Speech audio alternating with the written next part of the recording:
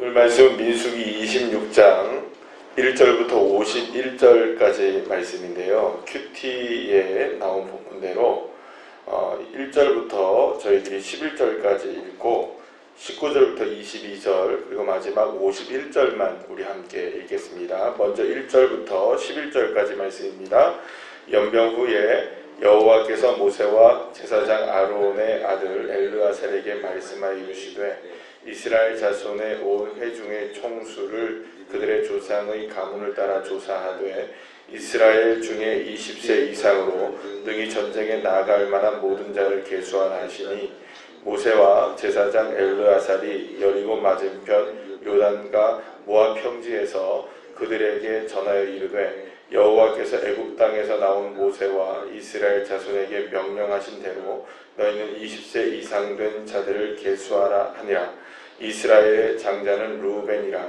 르우벤 자손은 한옥에게서 난 한옥 종족과 발루에게서 난 발루 종족과 헤스론에게서 난 헤스론 종족과 갈마에게서 난 갈미 종족이니 이는 르우벤 종족들이라. 계수된 자가 43,730명이었더라. 발루의 아들은 엘리압이요 엘리압의 아들은 느무엘과 다단과 아비람이라. 이 다단과 아비람은 회중 가운데서 부름을 받은 자들이니 고라의 무리에 들어가서 모세와 아론을 거슬러 여호와께 반역할 때에 땅이 그 입을 벌려서 그 무리와 고라를 삼키매 그들이 죽었고 당시에 불이 250명을 삼켜 징표가 되게 하였으나 고라의 아들들은 죽지 아니하였더라. 19절부터 우리 앞 22절 말씀입니다. 유다의 아들들은 에르와 오난이라. 이 에르와 오난은 가나안의 땅에서 죽었고 유다 자손의 종족들은 이러하니 셀라에게서 난 셀라 종족과 베레스에게서 난 베레스 종족과 세라에게서 난 세라 종족이며 또 베레스 자손은 이러하니 헤스론에게서 난 헤스론 종족과 하몰에게서 난 하몰 종족이라. 이는 유다 종족들이니 계수된 자가 70만 6,500명이었더라. 51절 마지막 말씀입니다. 이스라엘 자손이 계수된 자가 60만 1,730명이었더라. 아멘. 할렐루야.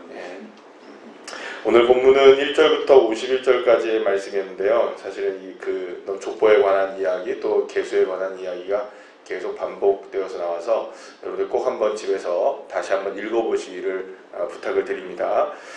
이제 그 이스라엘의 죄악에 대한 하나님의 징계 가운데 24,000명이 전염병으로 죽게 되었죠. 그런 끔찍한 역사의 현장 속에서 그나마 우리가 희망을 발견할 수 있었던 것은 누구 때문이었습니까? 엘르아살의 아들이었던 비느하스가 분연하게 일어나서 죄악에 대해서 죄악에 대해서 분명하게 고리를 끊어버리고 단호한 입장을 취함으로 인해서 여호와 하나님의 질투하심으로 질투하였다. 그리고 또 하나님을 위하여 질투하였다. 이 말은 우리가 함께 어제도 이제 계속 살펴본 것처럼 이게 어떤 의미냐 하면 하나님이 정말 열성을 다해서 이스라엘 백성들을 사랑하시는데 그 사랑의 마음을 비느하스가 알았다는 겁니다. 그런데 그 사랑의 마음을 온전히 회복하려면 반드시 무엇을 짚고 넘어가야 되는 겁니까? 죄에 대한 문제를 분명히 짚고 넘어가야 된다. 그렇기 때문에 하나님은 이스라엘 백성을 징계하신 것이고 비느하스도 마찬가지로 일어나서 이 미디안 여인과 시므리를 이렇게 처단할 수밖에 없었다는 것을 알게 됩니다. 그래서 이제 이스라엘 백성들에게는 그래도 살아있는 신앙인이 있었다는 것을 이 비느하스를 통해서 우리가 보게 되었습니다. 그나마 불행 중 다행인 것은 그런 그 엄중한 징계의 순간에서도 그나마 희망을 발견할 수 있었다는 것은 참 다행스러운 일이라고 볼 수가 있습니다. 자, 그래서 이제 본격적으로 이스라엘 백성들은 모압 평지, 특별히 이제 시딤 안에 이제 머물러 있으면서 이제 바로 그 장소가 어디냐면 바로 요단강 동편입니다. 맞은편이고, 그래서 이제 그 장소에서 요단강만 건너면 바로 어떤 땅이 보이는 겁니까? 이제 여리고가 보이는 그런 땅이었기 때문에 이제 곧 어디로 이제 들어가야 되는 상황이 된 거죠. 이제 가나안 땅에 입성하게 되는 상황이 되는 겁니다. 그래서 하나님은 이제 이스라엘 백성들이 본격적으로 가나안 땅 정복을 위한 준비, 그러니까 요단강을 건너서 가나안 땅을 들어갈 준비를 이제 시작하기 시작하는데 그 첫 번째 단계가 뭐였냐면 오늘 본문 이제 나오게 되는 민수기 26장에 나오게 되는 인구조사였습니다. 여러분 민수라는 게 뭔지 아시겠어요? 영어로 보면 넘버를 쓰거든요. 근데 뭐냐면 민수기라는 게 사람, 백성 민자를 숫자입니다. 그래서 백성의 수를 센다라는 게 민수기입니다. 예, 아시고 계셨죠? 예, 혹시 처음 아시는 분들이 계시나 싶어서 제가 말씀을 드립니다. 혹시나 처음 아셔서도 오늘 아신 게 얼마나 다행입니까? 그죠? 자, 민수기라는 말이 그런 의미입니다. 그러니까 백성을 센다라는 의미가 있는데요. 그래서 바로 오늘 여기서 보면 드디어 이제 민수기가 된 겁니다. 그래서 백성의 숫자를 이렇게 세게 되는데요. 오늘 본문에서 보면 인구조사를 하는데 여기에는 두 가지 의미를 담아서 이제 인구조사를 시작하게 된 것을 보게 됩니다. 그 첫 번째는 뭐냐면 이겁니다. 40년 전에 이스라엘 백성들이 가나안 땅을 나올 때 인구를 조사합니다. 한번 인구를 처음에 조사했을 때 그때의 인구와 이제 광야를 이 삶을 40년을 다 지내고 난 다음에 이제 인구를 한번 조사해보는 겁니다. 그러면 여러분 40년 동안 그 광야의 생활 가운데 이스라엘 백성들이 어떤 변화가 있었는지를 알게 되겠죠. 그런데 이제 보게 되면은 인구 조사를 하게 되는데 첫 번째 이제 그 하나님께서 어떻게 이스라엘을 지켜주시고 인도해 주셨는지 여러분 생각해 보십시오. 장정만 60만 명이 넘는 사람들이 그러니까는 좋게 한 많으면 200만 명 정도가 되는 인구 전체가 40년 동안 먹을 것도 없고 입을 것도 없고 사실은 뭐랄까 마실 것도 없는 이 광야를 돌아다닌다면 이 사람들은 다 어떻게 될까요, 여러분? 여러분 한 생각해보세요. 한 10명 정도, 20명 정도 다닌다고 해도 이게 쉽지 않은 일이잖아요. 근데 200만 명이 한꺼번에 다니는데 그 사람들 물은 어떻게 하고요, 그죠? 그 사람들 먹을 걸 어떻게 하고? 사실은 이게 살아남는다는 것 자체가 가능한 일입니까? 불가능한 일입니까? 그것이 불가능한 일이에요. 거기다가 인구가 줄지 않고 유지가 된다? 이거는 더 어떤 일입니까, 여러분? 이거 기적, 이 자체가 뭡니까? 이 자체가 기적이에요, 여러분. 그러니까 우리가 생각해 볼 때 이스라엘 백성들은 사실은 여러분 그렇습니다. 이스라엘 백성들이 늘 언제나 하나님의 임재하심과 하나님의 역사 그리고 하나님이 우리와 함께 계신다는 것을 늘 경험하게 했던 사건이 뭐였었냐면 이 출애굽 사건 자체였습니다.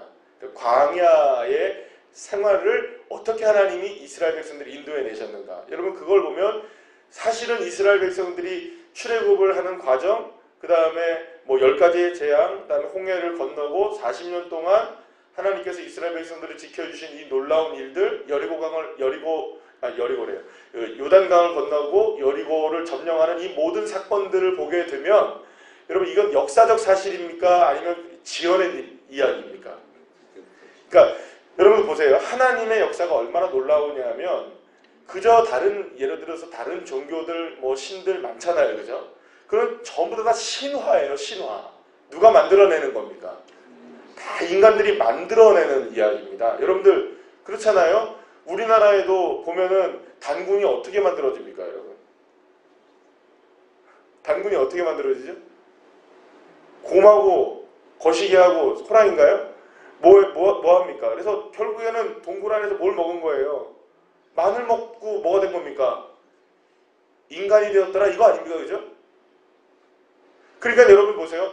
각각의 나라들과 각각의 민족들과 각각의 이런 어떤 그 문화들 속에서는 이 신들이 다 존재를 하는데 다 그들이 탄생하고 만들어졌던 모든 일들 그리고 또 그들이 역사했다는 모든 일들은 전부 다 신화입니다. 신화.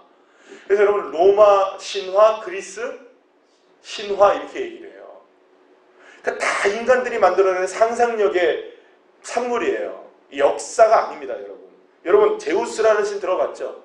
태양의 신이거든요. 그 제우스가 역사입니까? 신화입니까? 신화예요. 역사가 아니에요. 그러니까 모든 종교들은 사실은 다 역사가 아니라 신화입니다.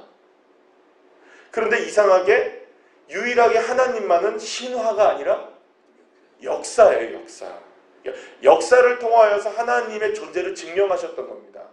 그러니까 40년 동안 이스라엘 백성들의 인구가 어떻게 되는지만 봐도 여러분 이거는 하나님의 역사가 아니라고는 말할 수가 없는 것이죠. 자, 그런데 여러분 인구조사 결과가 어떻게 나왔냐? 여러분 51절 말씀에 몇 명이었죠? 60만 1730명이에요. 60만 1730명이죠? 그러면 출애굽 첫 당시의 인구가 얼마였느냐? 60만 3550명이었습니다. 그러면 여러분 몇 명 차이가 나냐면 1820명 차이가 나요. 여러분 1820명 정도의 차이가 난다는 것은 거의 차이가 나지 않는다는 것을 의미합니다. 게다가 바로 직전에 어떤 일이 있었죠, 여러분? 바로 이 사건 직전에 2만 4천 명이 죽었어요. 그죠? 무엇 때문에? 죄 때문에 죽었어요. 그죠? 전염병으로 죽어나갔잖아요. 그럼 여러분 이 사건을 생각해 보면 그리고 또 그 앞전에 노뱀 사건 있잖아요. 그때도 사람이 많이 죽어나갔잖아요. 그 사건들, 이런 사건들, 특별히 이제 시팀에서 이게 모함 여인들과 음행을 통하여서 방금 전에 그 비느하스가 일어나서 이렇게 사건을 벌인 거 있잖아요. 그죠? 그 사건에서 2만 4천 명이 죽은 것을 우리가 감안해 본다면 인구가 오히려 어떻게 됐었다는 겁니까? 늘어났었던 겁니다. 이해가 되시죠? 그러니까 놀라운 일이죠. 놀라운 일. 그러니까 이 자체만 보더라도 하나님은 이스라엘 하나님이셨습니다. 할렐루야. 하나님은 이스라엘을 도우시고 인도해 주셨습니다. 의복이 닳지 않게 하셨던 하나님, 낮에는 구름 기둥과 밤에는 불 기둥으로 인도하신 하나님은 진짜 살아계신 하나님이셨던 거죠. 그러니까 그 인구를 유지하게 하시고 그 인구를 통하여서 하나님의 존재감을 분명히 드러내게 되었다는 것입니다.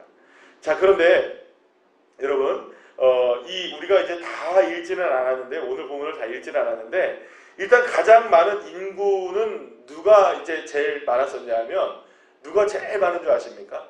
막내 지파였던 므낫세가 제일 많습니다. 막내잖아요, 므낫세가. 그죠? 그래서 제일 많은 지파가 므낫세예요. 므낫세는 여러분들 아시다시피 요셉 지파의 두 가지이죠, 그죠?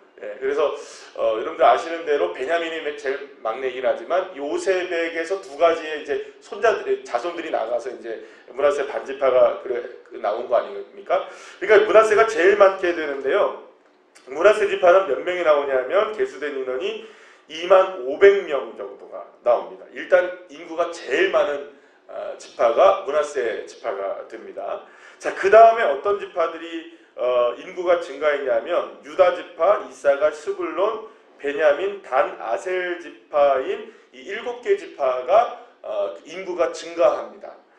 반면에 루벤이 여러분들 아시는 대로 루벤이 뭡니까? 장자 지파잖아요. 루벤, 그 다음에 갓 지파, 에브라임, 납달리가 인구가 감소를 합니다. 약간 감소를 하게 됩니다. 자, 그런데 특히 이제 여러분 제일 많은 인구의 감소폭을 보였던 지파가 있어요. 그 지파가 뭐냐면 시므온 지파입니다. 시므온 지파는 우리가 왜 이렇게 인구가 감소하게 됐냐면 처음에 인구는 59,300명이었어요. 많았죠, 그죠? 59,300명으로 굉장히 많았는데 이 59,300명에서 몇 명으로 줄게 되냐면 37,100명으로 줄습니다. 거의 반토막이 난 거죠. 거의 반토막이 난 이유, 그러니까 22,200명 정도로 인구가 현저하게 감소하게 됩니다. 그러면 여러분, 이 시므온 지파의 인구 감소는 왜 이렇게 일어났는가라는 거죠. 왜 이렇게 인구가 감소가 됐을까요? 왜 이렇게?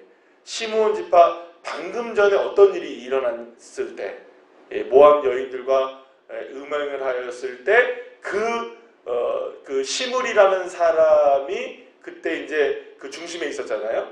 그래서 이제 비느하스가 그 사람을 처단하지 않습니까? 그때 이 시므리가 누구 족속입니까? 이 시므온 족속이에요. 그 시므온 족속이 아마도 제가 볼 때는 이 성경에서 말하고 있는 이 의미를 보면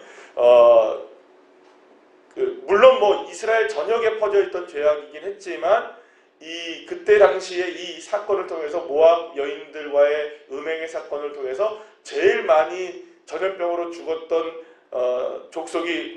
지파가 어떤 지파였다는 겁니까? 이 시므온 지파였을 가능성이 많다는 것이죠. 자, 그런데 여러분, 이 시므온 지파는 사실은 처음부터 문제가 좀 많았던 그 사람이었습니다. 시므온은요, 여러분들 기억나십니까? 야곱의 딸이었던 디나가 세겜 땅에서 강간을 당하잖아요. 그래갖고 큰 욕을 봤을 때 시므온이 나서서 누구를 처단하냐 하면 이 세겜의 아들들과 세겜성 사람들을 처단합니다. 이 일을 통하여서 야곱이 누구를 저주합니까? 시므온을 저주를 해버려요. 그리고 이후에 어떤 일의 주인공이 되냐면 여러분들이 우리가 이제 주일날 살펴보고 있는 요셉 있잖아요. 요셉이 여러분들 아시다시피 지난주에 우리 살펴봤을 때 요셉이 베냐민을 데리고 오라고 하면서 누구를 볼모로 잡습니까? 시므온을 볼모로 잡아요. 왜 시므온을 볼모로 잡았다고 제가 말씀을 드렸는데 기억이 안 나실지 모르겠습니다. 왜 그랬냐 하면 요셉이 팔려갈 때 요셉을 죽이려고 했을 때 형들이 제일 앞장서서 죽이려고 했던 사람이 누구였습니까? 시므온이었거든요. 그러니까 시므온은 굉장히 호전적인 성격을 갖고 있었어요.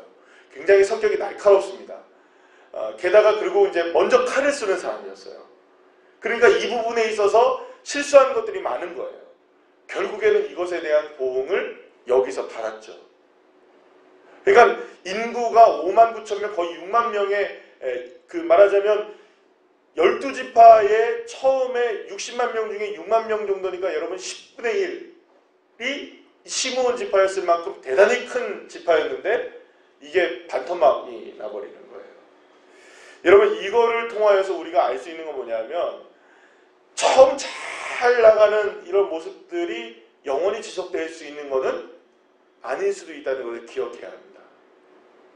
삐끗해서 잘못하고 하나님 앞에 죄 짓고 그 다음에 주님의 말씀에 따라 살지 못하면 그 잘 나가던 시므온도 어떻게 될 수 있습니까? 반토막 나는 인생이 되는 거예요. 여러분 그러니까 우리가 겸손해야 합니다. 그래서 처음 마음을 잃으면 안 되는 겁니다. 믿습니까? 시작은 여러분 오히려 여러분은 우리가 볼 때는 뭡니까? 우리 욥기서에서 나오는 말씀처럼 내 시작은 미약하나 나중은 창대하리라는 말씀 우리가 믿으시죠? 자, 그런데 많은 경우 용두사미가 되는 경우가 많아요. 처음에는 열심히 잘하다가 나중 돼서 못하는 경우가 더 많은 게 우리 현실 아니에요? 그죠? 그러면 여러분 제가 이제 한 가지 예를 들어서 얘기를 드려보자. 우리가 예를 들어서 작정 새벽 예배를 하잖아요. 한 일주일 동안 우리 특별 새벽 예배를 한다든지 우리가 5일 동안 저녁에 기도회를 이렇게 딱 하면 어느 날이 제일 많은 줄 아십니까? 첫날이 제일 많아요. 그리고 제일 적게 나오는 때가 언제일까요? 마지막 날이 제일 적게 나와요. 점점 조금씩 줄어가요. 처음에는 열심히 해. 그래서 우리가 보통 그런 말들을 많이 하잖아요. 연초에 많이 쓰는 말 작심 며칠이요? 3일. 그러니까 사실은 처음에는 열심히 잘하는데 나중에 되면 변화되는 게 얼마나 많은지 몰라요. 골목식당이라는 여러분들 프로그램을 혹시 보신 적 있으십니까? 골목식당에 그걸 보면 그 백종원 씨가 가서 이제 막 골목 청년들 막 사람들 열심히 도와주고 거기서 제일 말하는 게 뭐냐면 초심을 잃지 마라 하면서 변하지 말아야 된다 얘기를 막 해요. 그리고 나서 열심히 탁 오픈을 시켜줘요. 다시. 그러면 맞좋다고 사람들이 막 몰려와요. 그런데 몰려오는데 계속 몰려올까요? 아니면 처음은 몰려오다가 나중에 좀 줄어들 수 있을까요? 당연히 줄어들죠. 워낙 맛집들이 많으니까. 그래서 백종원 씨가 그런 얘기를 하더라고요. 처음엔 막 몰려온다 그래서 와 좋다 하고서 막 이렇게 하고 있다가 나중에 사람들이 몰려오지 않을 때가 있다는 거예요. 그러면 그때를 대비해서 몰려올 때 미리 준비를 잘해서 돈도 좀 모으고 뭐도 좀 해서 사람들이 조금 덜 온다 싶으면 다시 뭔가를 좀 바꾸고 다시 좀 투자를 하고 또 새롭게 하고, 그러니까 그때 처음에 막 돈 벌었던 게 다 자기 게 아니고 미래를 위해서 미리 투자를 해야 되는 것들이 모아져 있어야 된다라는 얘기를 하더라고요. 그 말이 맞는 말이에요. 처음에는 모든 것이 잘 될 수 있습니다. 근데 가면 갈수록 잘 돼야 되는데 가면 갈수록 안 되는 경우가 훨씬 더 많다는 거죠. 지금 시므온의 경우가 그런 겁니다. 결국에는 우리의 신앙도 그럴 수 있다는 거죠. 그죠? 처음에는 열심히 잘하다가 흐지부지 되는 경우들이 얼마나 많습니까? 여러분들 잘 생각해 보세요. 처음에 미약하다가 나중에 잘 되는 경우가 많습니까? 처음에는 잘 되다가 나중에 안 되는 경우가 훨씬 많습니다. 예, 집사님 너무 정직하게 앞에서 딱 얘기를 해주시니, 실상은 우리가요, 시므온 같은 경우가 훨씬 많습니다. 그게 우리의 착각입니다. 내가 지금 안 되고 있지만 나중엔 잘 될 거야. 그게 아니라 사실은 지금이 제일 열심히 잘하고 계시는 겁니다. 이거 잊지 마시기를 축복합니다. 오늘을 잊지 마셔야 돼요. 오늘 내가 주님 앞에 나와서 이 새벽을 깨며 기도했다라는 자체를 잊지 마셔야 됩니다. 그리고 내일도 주님 앞에 나와서 내가 기도해야지. 그러니까 오늘의 믿음을 잃지 말고 내일로 계속 이어져 나가는 신앙들이 되어야 돼요. 나중이 되면 더 잘 되는 저와 여러분 되시기를 간절히 축복합니다. 자, 그런데 오늘 본문에서 우리가 여기 오늘 본문에서 보게 되면 여러분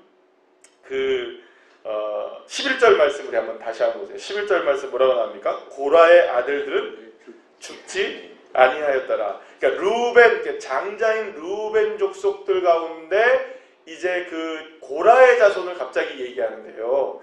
여러분 그 루벤 지파 가운데 고라 자손들은 지금 방금 시므온의 지파와는 정반대로 고라의 자손은 죽지 않고 남겨지고 그 자손들은 계속해서 유지가 됐다라고 얘기를 해요. 여러분 그러면서 오늘 본문에서 고라 자손이 어떤 사람들인지를 소개합니까? 안 합니까? 해요. 고라 자손은 어떤 사람들입니까? 레위인들과 함께 모세와 아론에게 반역을 하여서 왜 너희들만 제사장 드리면서 너희들만 좋은 일 하고 있어? 그때 레위 사람들이 마음에 그런 마음을 품었을 때 고라 자손이 거기에 하나가 되어서 반란을 일으키죠. 기억나십니까? 그래서 고라의 자손의 반란이 일어나서 이래서 이제 막 모세가 막 이렇게 어이가 없어가지고 막 그러고 있고 막 할 때 하나님이 이 고라 자손과 그 레위인들 중에 불만을 품었던 사람들은 어떻게 합니까? 땅으로 쑥 그냥 끄집어내려서 다 몰살을 시켜버리잖아요. 그 사건이 고라 자손들이 일으킨 사건 아닙니까? 여러분 그러면 생각해보세요. 그러면 그 고라 자손들은 영영 뭘 받아야 될 사람들이에요. 이 시므온이 이렇게 된 거 보면 영 저주를 받아가지고 완전히 다 진멸이 돼야 될 그런 사람들이겠죠. 그런데 놀라운 사실이 있어요. 고라 자손은 오늘 본문 11절 말씀에 죽지 않았더라 이런 말이 나와요. 특히 고라 자손들은요 역사상 계속해서 그 많은 일들을 하게 되는 것을 보게 되는데, 특히 시편에 보면 여러분 고라 자손의 시라고 나오는 걸 혹시 보셨습니까? 안 보셨습니까? 보셨다고 하셔야 돼요. 보셨습니까? 안 보셨습니까? 보셨죠, 그죠? 아유, 고라 자손의 시 이렇게 나옵니다. 그러면 고라 자손의 시라는 게 바로 이 고라 자손을 얘기합니다. 이게 무슨 말이냐? 고라 자손들은 이후에 시편에 시를 쓸 만큼 하나님 앞에 인정받는 삶을 살았던 사람들이 꽤 있었다는 거예요. 게다가 나중에 보면 어떤 사람들이 있냐면 이 사람들은 그다지 큰 일을 하는 사람들이 아니었어요. 성전에 그 문지기를 했던 사람들, 그 다음에 빵을 굽는 요리사들, 이런 일들을 하는 사람들이 다 누구였냐? 성전에서 이렇게 하나님을 찬양하는 그 성전 문을 담당하는 그런 사람들 되고 막 이랬거든요. 그러니까 결국에는 이 사람들은 중요한 역할을 합니까? 중요하지 않은 일을 합니까? 실제로는 중요한 일을 하지 않아요. 그러면 여러분 보세요. 고라 자손이 왜 반역을 일으켰죠? 왜 반역을 일으켰냐 하면 왜 우리는 이 모양 요 꼴로 요런 일을 하고 살아야 돼요? 이런 것 때문에 반역을 일으켰잖아요. 그래서 하나님이 징계하셨잖아요. 그래서 고라 자손들이 정신이 번쩍 든 겁니다. 아, 무엇을 하더라도 내게 맡겨진 사명은 귀중한 사명이구나. 이거를 경험했던 이 고라자손은 그 이후 고라자손의 반역 사건 이후로 이들은 철저하게 자신이 맡겨진 일에 순종하며 살아갑니다. 그러니까 뭐 성전에 문지기를 하든 빵을 굽는 일을 하든 허드렛 일을 하든 뭘 하든 간에 이 사람들은 감사하며 일합니다. 감격하며 일합니다. 주님 우리를 살려주시니 감사합니다. 하나님 나를 써주시니 감사합니다. 이 믿음 가지고 있었을 때 고라자손은 살아남는 자손이 돼요. 그리고 나중에 그들이 하는 일과는 상관없이 하나님 앞에 존귀한 자녀들이 되어집니다. 여러분 오늘 두 사람들이 보여집니다. 그죠? 시므온과 고라자손이 보여져요. 시므온은 잘 나갔던 사람들이었습니다. 근데 맨 마지막에 무너져요. 고라자손은 잘 나갔던 사람들이었으나 잘 나가려고 했으나 거기서 실패했다가 어떻게 됩니까? 다시금 겸손하게 주님을 바라보면서 회복되어지는 사람들이 되어지죠. 여러분 우리는 과연 어떤 삶을 살까요? 그러니까 결국 이 말을 우리가 그 시므온과 그 고라자손의 이야기를 우리가 살펴보면 이걸 알 수가 있어요. 하나님은 무조건 잘못을 징계하셔서 그냥 막 이렇게 하나님이 징계를 내리시고 이렇게 벌을 내리시는 하나님이신가요? 그렇지 않아요. 회개하고 돌아오고 주님 앞에 겸손하게 서면 다시금 하나님께 사용하십니다. 그러니까 하나님의 목적은 징계에 있는 것이 아니라 저와 여러분의 회복을 바라고 계시는 거죠. 믿습니까? 그러니까 이 믿음을 가지고 있을 때 방금 제가 말씀드린 것처럼 지금 잘하시는 게 중요한 겁니다. 날마다 잘하셔야 됩니다. 날마다 겸손하게 내가 지금 있는 상황 속에서 최선을 다하고 비록 우리가 실수를 하더라도 주님이 나와 함께 계심을 믿는 믿음으로 다시금 일어나서 그런 믿음을 가지고 나갈 때 하나님이 역사해 주시는 겁니다. 이렇게 준비된 이스라엘 백성들을 통하여서 이제 군사로 만들어 가시는 겁니다. 이 인구의 조사를 통하여서. 그래서 인구 조사의 두 번째 목적은 첫 번째는 하나님이 이스라엘 백성들을 이만큼 도우셨다는 것을 보여주는 거예요. 그래서 지금 이 시므온과 특별히 이 고라자손의 모습을 통해서 하나님이 어떻게 도우시는가를 보여주시는 거고요. 두 번째는 인구 조사를 통해서 실제로 가나안 땅에서 싸우게 될 군사들을 조사하게 된 것이죠. 사랑하는 여러분, 하나님은 놀라우신 하나님이십니다. 우리 이끌어 가시되 우리의 모습을 철저하게 보고 계신 하나님이십니다. 그리고 인도해 가시는 그 하나님, 그 하나님을 의지하여서 우리가 8월 한 달도 승리하는 주의 자녀들 되시기를 간절히 축원합니다. 기도하시겠습니다.